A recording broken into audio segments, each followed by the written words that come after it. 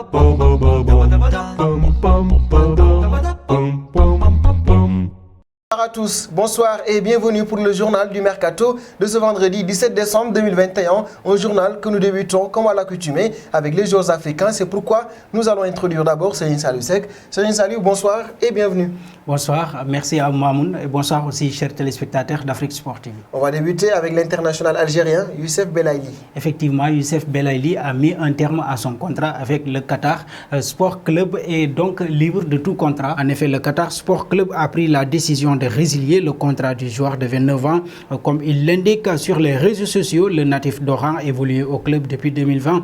En 24 rencontres, le vainqueur 2019 de la CAN a eu le temps d'inscrire 17 buts sur son compte Instagram. Belaïli a tenu à remercier le Qatar Sport Club. Merci beaucoup au club Qatari Sport Club pour les moments passés à vos côtés et un énorme merci aux supporters et à la direction. Je suis désormais un joueur libre, a écrit le joueur désormais libre de tout contrat. Le Fennec d'Algérie devrait rebondir en Europe. Ce matin, la chaîne Qatar Télévision fait une grosse révélation concernant son avenir. Après avoir échoué au test physique en 2017, Youssef Belaïli devrait signer libre à Monaco. Cela pourrait être un gros coup pour l'écurie dirigée par Olivier Dal-Oglion. À 29 ans, il n'a plus joué en Europe depuis 2017. Effectivement, et son aventure du côté de Angers. Et de Youssef Belaïli, nous passons à Ibrahim Massi.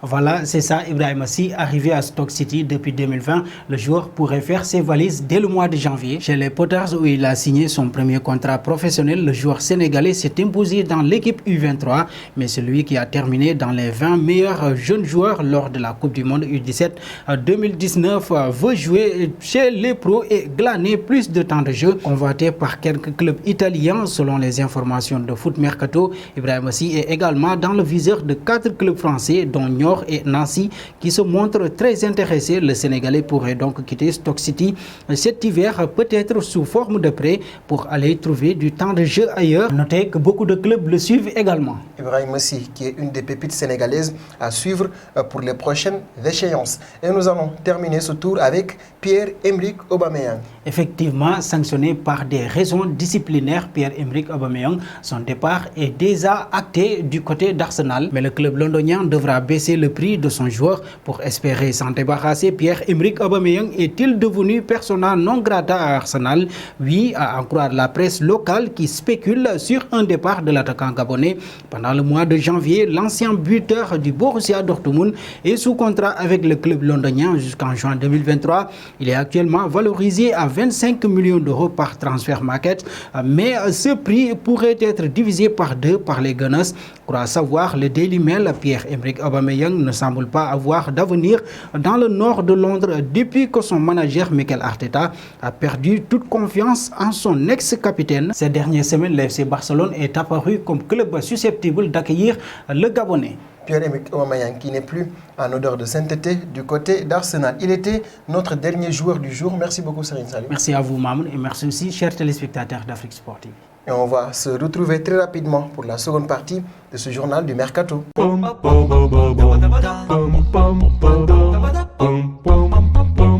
Nos remerciements donc à Serigne Saliou Seck pour ses informations autour des joueurs africains. La seconde partie de ce journal du Mercato du vendredi 17 décembre 2021 va débuter avec Edinson Cavani qui pourrait demander un bon de sortie durant le Mercato d'hiver. Pour utiliser, l'international uruguayen aurait déjà plusieurs touches pour cet hiver. Le FC Barcelone, la Juventus ainsi que des clubs au Brésil lui feraient les yeux doux. Selon les dernières informations de la Repubblica, une nouvelle formation transalpine aurait décidé de se mettre sur les rangs pour accueillir El Matador. Il s'agit de l'AS Rome. José Mourinho apprécie le profil de guerrier du natif de Salto. Le club de la Louve pourrait ainsi offrir à Edinson Cavani un contrat d'1 an et demi. Et nous passons à Lorenzo Insigne. Ce dernier également pourrait quitter Naples durant le mercato d'été. Il sera libre de tout contrat. L'Inter de Milan attendrait donc le mois de janvier pour lui offrir un contrat de 3 ans, mais en Angleterre, une formation pourrait dégainer une offre pour le joueur de Naples. En effet, selon les dernières informations de la Repubblica, Tottenham serait prêt à recruter l'international italien dès cet hiver. Antonio Conte aurait donné le feu vert à ses dirigeants pour boucler ce dossier et une offre de 10 millions d'euros serait en préparation pour Lorenzo Insigne. d'Insigne. Nous passons à Eden Hazard. Ce dernier n'a plus sa place du côté du Real de Madrid, avec notamment le trio offensif qui est mis en place par Carlo Ancelotti. Ainsi, l'international belge est poussé vers la sortie. Si le président de Westerlo lui a proposé de venir finir sa carrière dans son club, un autre dirigeant a évoqué un transfert du natif de la Louvière. Il s'agit d'Olivier Letang, le président du LOSC, le club où il s'est fait connaître. Un retour de Hazard à Lille, ce n'est pas impossible. Je me rendrai en Espagne si nécessaire, a-t-il souligné. Par certains, tout de même que les Dogs aient les finances nécessaires pour signer Eden Hazard. Partons désormais du côté de Mauro Icardi. Ce dernier s'est fait une raison. Il devra quitter le Paris Saint-Germain. Il envisagerait de faire ses valises pour rejoindre la Juventus lors du prochain mercato hivernal. Et sa relation difficile avec Lionel Messi ne ferait que le conforter dans son choix. Selon les informations de Tuttosport, Mauro Icardi se sentirait plus à l'extérieur qu'à l'intérieur du projet du PSG. Une situation qui semblerait être irréversible aujourd'hui. D'ailleurs, ce sentiment serait accentué par la présence de Lionel Messi à Paris. On signale notamment que Mauro Icardi ne serait pas en bon terme avec son compatriote argentin. Et nous allons terminer avec le duo Erling Haaland, Kylian Mbappé. Ces derniers vont animer le mercato prochain. Comme l'a précisé Mino Raiola, le PSG est en concurrence avec le Real de Madrid, le FC Barcelone, le Bayern de Munich et Manchester City pour Erling Haaland. Selon la presse espagnole, le club catalan verrait ses concurrents se taper dessus pour Kylian Mbappé et délaisser quelque peu le buteur du Borussia Dortmund. Selon les informations de Mundo Deportivo, Juan Laporta serait conscient qu'il est dans la nécessité de recruter une star de classe mondiale pour que le FC Barcelone retrouve de sa superbe le plus vite possible, d'où la forte volonté de se jeter sur Erling Haaland.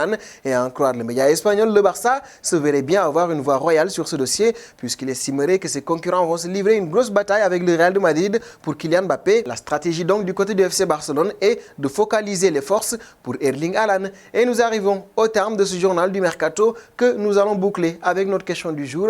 Revenir en France, n'est-ce pas la meilleure solution pour Eden Hazard? Vos réponses seront attendues en commentaire. En attendant, n'hésitez pas à vous abonner sur Afrique Sport pour ne rien manquer des informations autour du Mercato.